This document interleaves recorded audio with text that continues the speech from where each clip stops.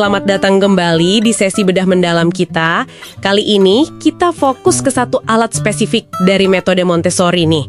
Bahannya dari bab 3 yang Anda bagikan, Pink Tower atau Menara Merah Muda. Betul. Pink Tower ini ikonik sekali ya di Montessori. Sumbernya detail banget loh ini, ngejelasin deskripsi, tujuan, sampai cara pakainya gimana. Jadi misi kita sekarang yaitu mengekstrak esensinya. Apa sih sebenarnya Pink Tower ini? Terus kenapa dianggap penting? Dan gimana cara kerjanya bantu anak berkembang? Siap ya kita gali? Siap.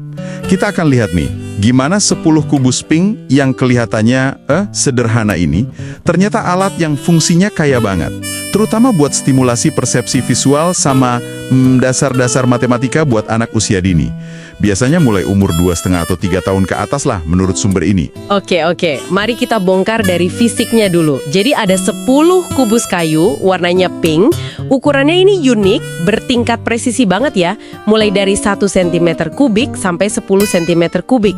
Selisihnya persis 1 cm antar kubus. Ini pasti ada maksudnya kan, detail presisi begini? Tepat sekali. Presisi itu kuncinya. Tujuan langsungnya, seperti yang tertulis di sumber Anda ya, itu melatih diskriminasi visual anak soal dimensi. Mereka belajar bedain ukuran dengan akurat. Diskriminasi visual? Iya, ini juga ngasah koordinasi mata sama tangan pas megang, pas nyusun kubusnya. Bahkan, ini udah persiapan awal loh buat konsep matematika dan keterampilan menulis. Wah, menarik. Selain tujuan langsung yang jelas kelihatan itu, sumber Anda nyebut ada tujuan tidak langsung juga. Nah, ini nih yang seringkali nggak kelihatan. Apa aja tuh? Oh, banyak. Ini bantu anak paham konsep abstrak kayak besar, kecil, sedang, terus urutan secara intuitif gitu. Mereka juga belajar kosakata baru kan? Kubus, besar, kecil, pink. Iya. Terus lebih jauh lagi, proses pakainya nanti itu nanamin keteraturan, konsentrasi, kemandirian juga. Oke, sebelum ke cara pakainya, ada satu fitur yang disebut sumber ini cerdas banget, pengendali kesalahan atau control of error. Bisa dijelasin lagi nggak? Kayaknya konsep ini penting banget ya. Penting sekali. Dan ini khas Montessori. Jadi control of error Pink Tower ini murni visual. Kalau anak salah susun, katakanlah kubus yang lebih kecil ditaruh di bawah yang lebih besar. Pasti kelihatan aneh ya. Banget.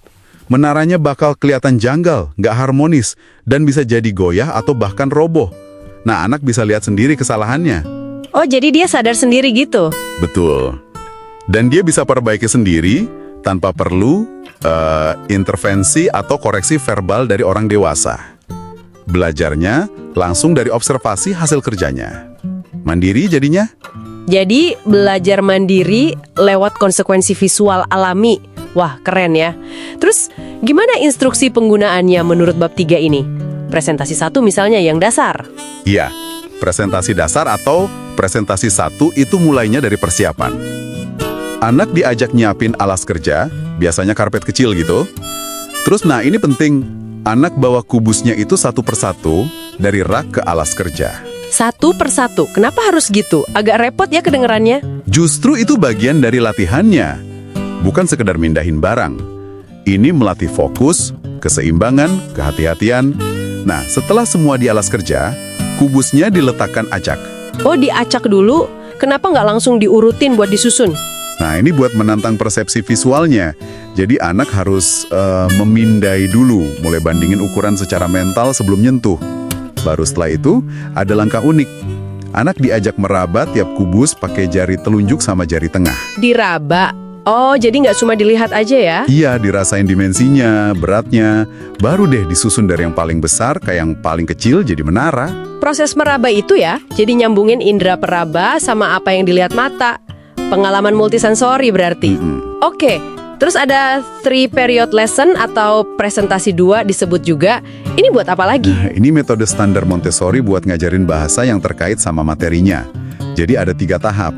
Periode pertama, guru ngenalin nama. Ini kubus besar, ini kubus kecil. Oke, pengenalan. Periode kedua, guru minta anak nunjuk. Tolong tunjukin yang kecil. Periode ketiga, guru nunjuk terus tanya, ini apa? Jadi metode ini secara sistematis nyambungin konsep konkret ya ukuran kubus tadi sama bahasa abstrak, kata besar, kecil, Sip. Jadi nggak cuma visual motorik, tapi bahasa juga kena. Dan ternyata nggak berhenti di situ ya. Sumber Anda nyebutin ada variasi presentasi lagi dari 3 sampai 6. Kayak nyocokin sama kartu gambar 2D atau nyusun kubusnya horizontal gitu. Apa pentingnya sih variasi-variasi ini? Biar nggak bosan aja atau gimana? Lebih dari itu sih. Variasi ini buat memperluas pemahaman anak. Nyocokin kubus 3D sama kartu gambar 2D, itu kan di presentasi 3 dan 5, itu bantu anak paham representasi simbolik, abstraksi. Oh, dari 3D ke 2D ya? Betul. Terus nyusun horizontal, rata di samping, gitu. Presentasi 4. Itu melatih pemahaman dimensi linier, perbandingan, tapi dalam orientasi beda. Ada juga aktivitas klasikal, presentasi 6. Mungkin ini melibatkan kerjasama atau eksplorasi lebih lanjut. Jadi kelihatan kan, fleksibilitas alat ini. Satu set kubus bisa dipakai buat eksplorasi konsep dari banyak sudut. Jadi kalau kita coba rangkum nih buat Anda yang dengerin, Pink Tower itu jelas bukan sekedar tumpukan balok pink biasa ya. Ini tuh kayak sistem pembelajaran mikro yang dirancang dengan teliti banget. Tiap detailnya dari ukuran presisi, warna solidnya biar fokus ke ukuran, cara bawanya satu-satu, sampai variasinya, semua punya tujuan spesifik. Buat perkembangan visual, motorik, logika dasar, bahasa, bahkan kemandirian dan keteraturan anak. Iya, dan jangan lupa control of error visualnya itu. Itu yang memberdayakan anak buat belajar dan ngoreksi diri sendiri. Fondasi penting banget buat jadi pembelajar mandiri. Nah, sampai di sini ada satu hal yang jadi kepikiran nih. Menarik buat Anda renungkan lebih lanjut mungkin ya. Sumber ini kan fokusnya ke manfaat di usia dini. Tapi gimana ya pengalaman sensorik yang terstruktur dan konkret banget kayak pakai Pink Powers ini yang ngasah banget diskriminasi visual sama logika spasial dasar, kira-kira potensi efek jangka panjangnya gimana? Maksudnya? Maksudnya, apakah ini ikut ngebentuk fondasi buat kapasitas berpikir abstrak, mecahin masalah yang kompleks, atau mungkin bahkan apresiasi terhadap keteraturan dan presisi di bidang lain pas dewasa nanti? Gimana menurut Anda? Wah, itu pertanyaan bagus banget ya. Tentang gimana pengalaman fisik di awal kehidupan itu bisa ngebentuk arsitektur kognitif kita jangka panjang. Sesuatu buat dipikirkan lebih lanjut memang. Oke deh, sekian dulu bedah mendalam kita tentang Pink Tower Montessori kali ini berdasarkan sumber bab 3 yang Anda bagikan. Semoga ini memberi Anda perspektif baru yang berharga ya.